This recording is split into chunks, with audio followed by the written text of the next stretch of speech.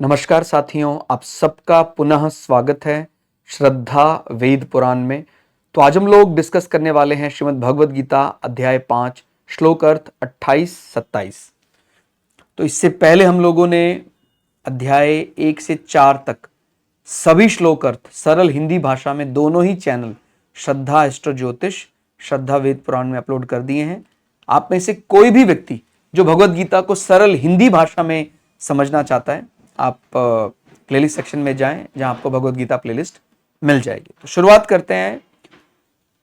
इन दो श्लोकों में भगवान ने बहुत बड़ी एक कह सकते हैं एक टेक्निकल वे, एक तकनीकी तरीका क्या है, यदि शरीर को एक यंत्र की तरह देखें कि हम कैसे इस यंत्र को मुक्ति के लिए ट्यून कर सकते हैं, भगवान ने बहुत अच्छे तरीके से यहां वो तरीका, वो सीक्रेट बता दिया। हम भगवद गीता को जब पढ़ते हैं तो कई ऐसे विधियां समझ में आती हैं। इससे पहले कई श्लोक में आप देख रहे होंगे भाई मन को किस प्रकार लगाया जाए, ये सब बातें रखी जा रही, लेकिन अभी एक टेक्निक बताई गई है 27-28वें श्लोक में। तो इसलिए बड़े इंपॉर्टेंट हो जाते हैं 5वें अध्याय के 27 और 28वें श्लोक। तो आप सभी लोग जो ये जानना चाहते हैं कि मन को आखिर कैसे परमात्मा की ओर ज्यादा लगाया जाए, ये तो सभी कहते हैं भाई मन को इसके विषयों से हटाओ, परमात्मा में लगाओ, शरीर के अंदर बैठे शरीरी को समझो, ये सब कहते हैं। लेकिन इसका कोई क्या तरीका है, क्या कोई सरल तरीका है? बोलते मन को काबू कर लो, ये तरीका है, लेकिन ये कोई माने उसका कोई ऐसा माने सूत्र फॉर्मूला नहीं है ये।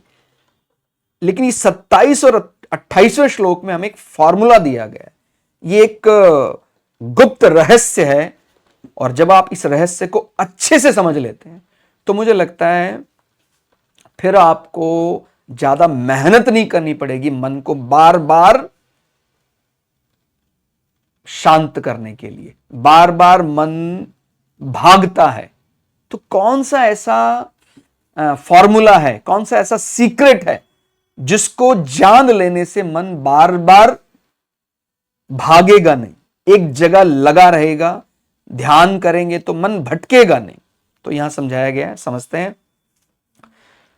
बाहर के विषय भोगों को ना चिंतन करता हुआ बाहर ही निकालकर और नेत्रों की दृष्टि को भ्रुकुटी के बीच में स्थित करके, पहले हम इसका सामान्य अर्थ पढ़ रहे हैं फिर इसको समझाएंगे।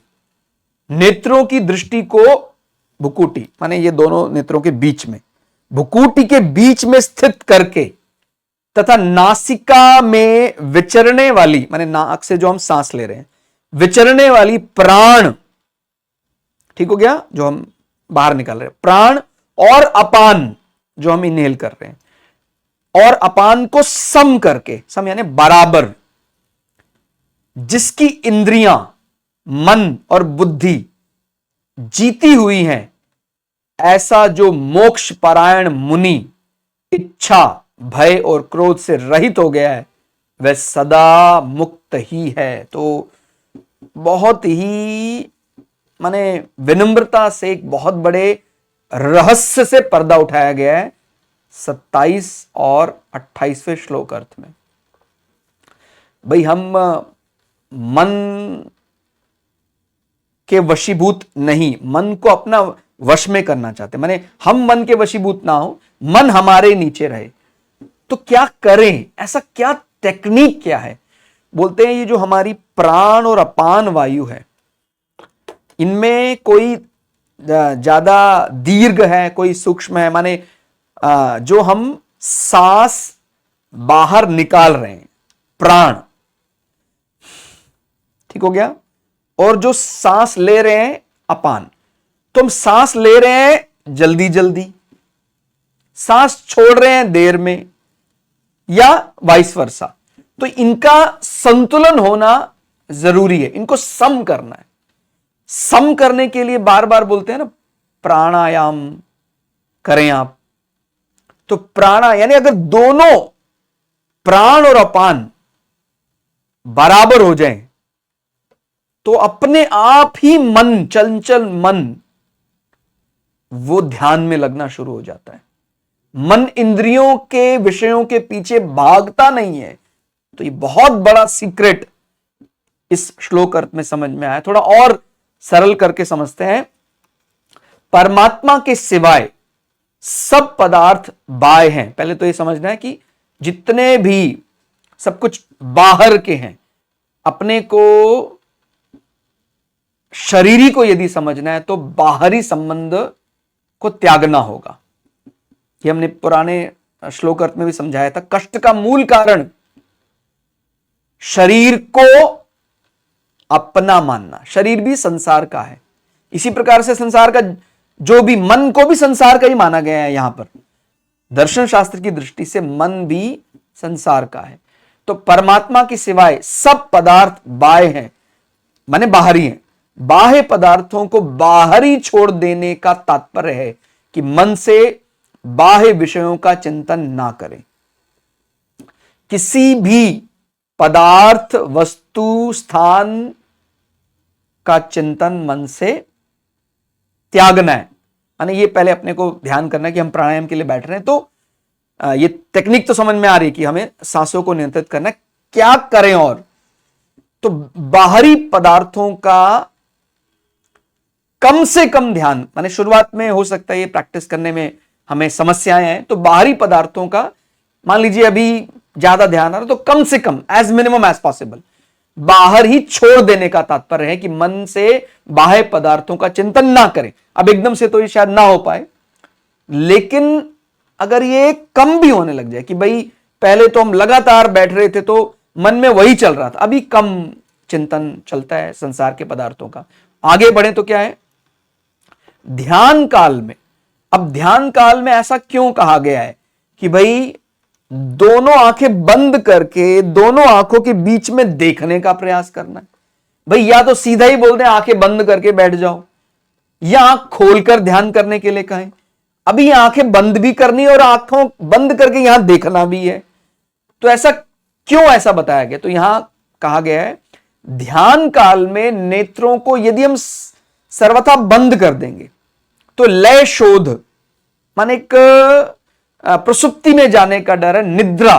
ध्यान रखना है, निद्रा मोक्ष जैसा एहसास कराती है, लेकिन निद्रा मुक्ति नहीं है, ये ध्यान रखना है। तो ये नींद में जाने का डर है, नींद में मुक्ति तो नहीं। माने ऐसा लगता है कि किसी को समझाने के लिए बोलते हैं ना भाई, जैसे नींद में चले जाते हैं तो आप कुछ दिन के लिए, माने कुछ समय के लिए अपने आप को, अपने वो कथा भी पढ़ी होगी काले वन की कथा, जहां भगवान ने वरदान देकर मुचुकुंद, राजा मुचुकुंद की कथा आपने पढ़ी होगी। उनको देवराज इंद्र ने निद्रा का वरदान दिया था। उन्होंने मांगा तो मोक्ष था, लेकिन देवराज ने कहा कि वो मेरे बस में नहीं है, मैं तो आपको ये वरदान दे सकता हूं। तो कुछ कुछ ऐसा मुक्ति जैसा हमें लगता है निद्रा में, सुखद एहसास, लेकिन वो वास्तविकता तो नहीं है। नींद तो जब टूटेगी वैसे ही संसार में जैसे थे वैसे अपने आप को पाएंगे। तो इसमें क्या बोल रहे हैं, यदि हम नेत्र को सर्वथा बंद करके बैठ जाते तो लय शोध में हम निद्रा में आने की संभावना है, नींद में चले जाएंगे। फिर जो हमारा वास्तविक लक्ष्य है वहां फिर हम भटक जाएंगे। ठीक हो गया। और यदि हम नेत्रों को खोल के बैठ जाते हैं, नेत्रों को सर्वथा खुले रखने से विक्षेप माने बार बार ध्यान उधर चला जाएगा, दृष्टि उधर चला जाएगा, संसार की कोई वस्तु पर चला जाएगा। इन दोनों प्रकार के दोषों को दूर करने के लिए कि भाई एकदम हम आंख बंद करके बैठ जाएं तो नींद ना आ जाए, आंख खोलकर बैठ जाए तो संसार में ही ना रम जाएं, तो इन दोनों दोषों को दूर करने के लिए आंखें मूंद करके बैठना है, लेकिन दोनों आंखों के बीच में देखने की कोशिश करनी है, स्थापित करने के लिए कहा गया है। तो ये एक टेक्निक है, एक वे है। तो ये आपको समझ में आ गया, सभी को ये सीखना चाहिए। जो चाहता है कि मेरा मन नियंत्रित हो जाए, मैं अपने मन को ध्यान में लगा पाऊं, उसको इसका बार बार अभ्यास करना चाहिए। ठीक है, पहले तो अपनी सांसों को नियंत्रित करो और उसके बाद दोनों आंखों के बीच में देखने का प्रयास करें, आंख बंद करके। ठीक है। नासिका से, अब फिर वायु के बारे में बताया गया, नासिका से बाहर निकलने वाले वायु को प्राण, जो बाहर निकल रही है, नासिका के भीतर जाने वाली वायु को अपान कहा गया है। प्राण वायु की गति दीर्घ और अपान वायु की गति लघु होती है। ठीक हो गया। तो इनमें अंतर है।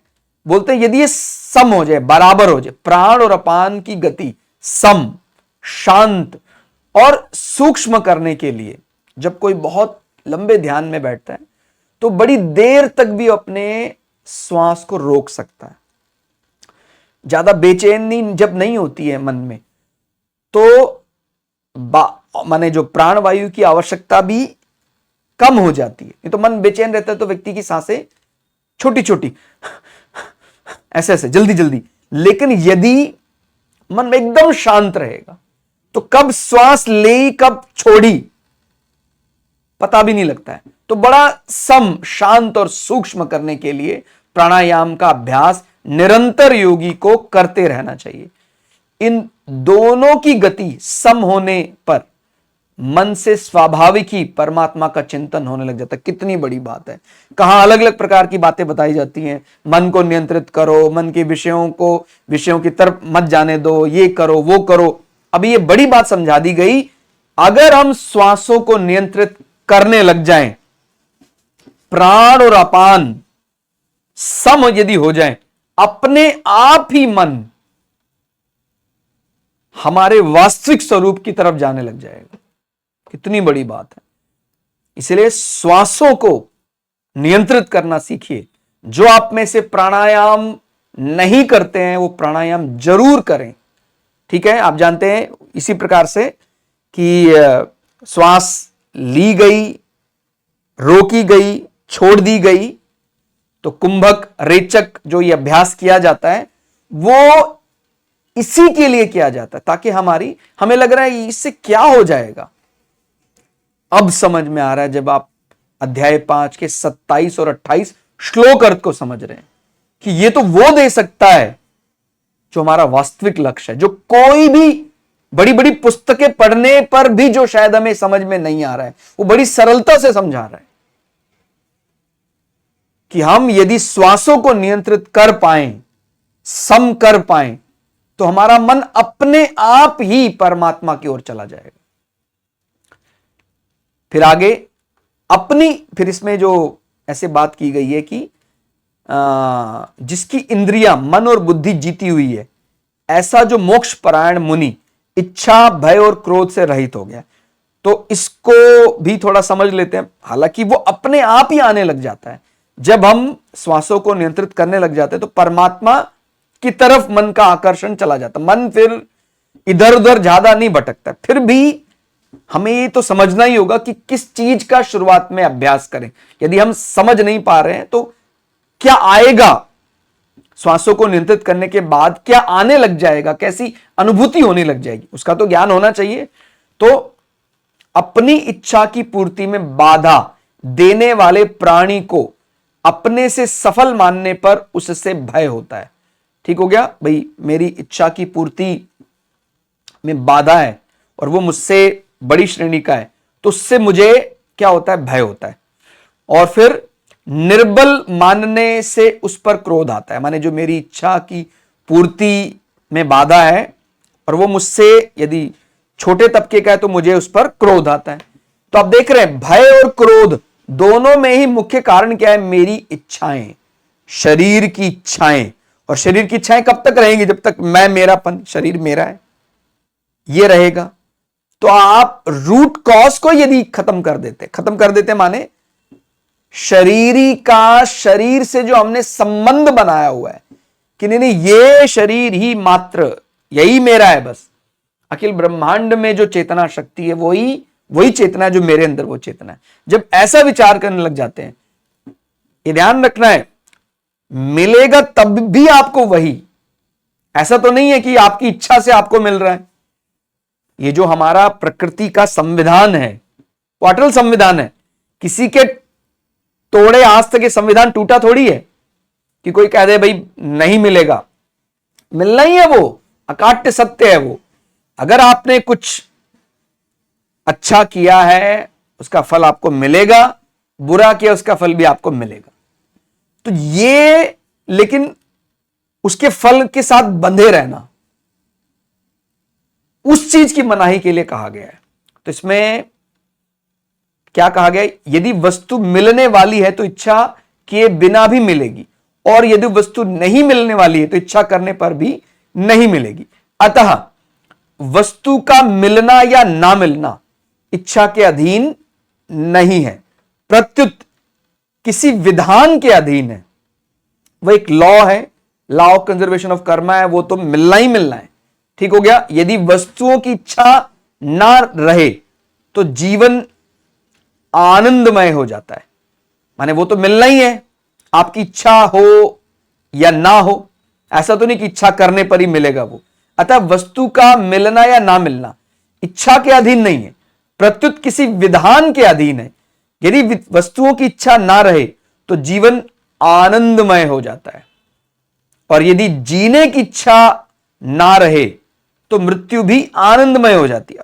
तभी तक मृत्यु का डर लगता है जब तक हाय मुझे और जीना है अभी, और जीना है अभी।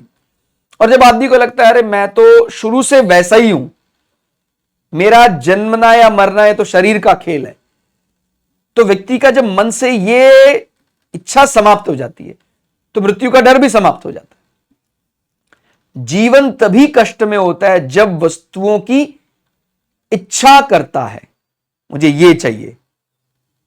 ठीक हो गया। और मृत्यु तभी कष्ट में होती है जब जीने की इच्छा करता है। इसलिए जिसने वस्तुओं की और जीने की इच्छा सर्वथा त्याग दी वह जीते जी मुक्त हो गया, अमर हो गया। तो ये बात अपने को ध्यान रखनी है कि जरूरी नहीं है कि मुक्ति के लिए मरना पड़ेगा। ऐसा लगता है भाई शायद मुक्ति का अर्थ मृत्यु है, ऐसा नहीं है। अगर कोई व्यक्ति जीते जी ही ये मान लेता है कि नहीं मैं शरीर नहीं, मैं शरीर के अंदर रहने वाला शरीरी हूं, इस शरीर से अपना संबंध विच्छेद कर देता है प्रसन्नता के साथ। एक होता है रो रो कर, अच्छा ऐसा मानना पड़ेगा, अपनों को छोड़ना पड़ेगा, मेरी पत्नी, मेरे पुत्र, मेरा स्टेटस, ये सब मुझे छोड़ना पड़ेगा। ध्यान रखना, प्रसन्नता के साथ जब वो रियलाइज कर लेता है कि यही रूट कॉज बनता है मेरे दुखों का भी और मेरे सुखों का भी, तो आप इस द्वंद्व से निकल क्यों नहीं जाते हैं? और इस द्वंद्व से निकलने के लिए मरना नहीं, मुक्त होना है।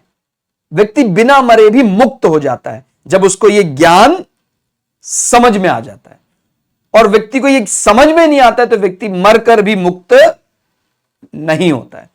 तो बहुत ही अच्छे तरीके से अध्याय 5 के 27-28 श्लोक अर्थ में मुक्ति के लिए क्या टेक्निक है वो सिखाया गया, बहुत ही सरल शब्दों में। आगे जाकर आप इसमें जब बड़े पारंगत हो जाएंगे तो आपको फिर किसी के सहायता की जरूरत भी शायद नहीं पड़ेगी। लेकिन अभी तो ये समझ में आया कि यदि प्राणायाम ही हम ढंग से करने लग जाएं, ध्यान भुकुटी के बीच में लगाकर रखें, तो ये शुरुआत है, बड़ा कदम होगा हमारे मन को शांत करने का या शरीरी को समझने का, परमात्मा से मिलने का। तो आज के श्लोक अर्थ में फिलहाल इतना ही।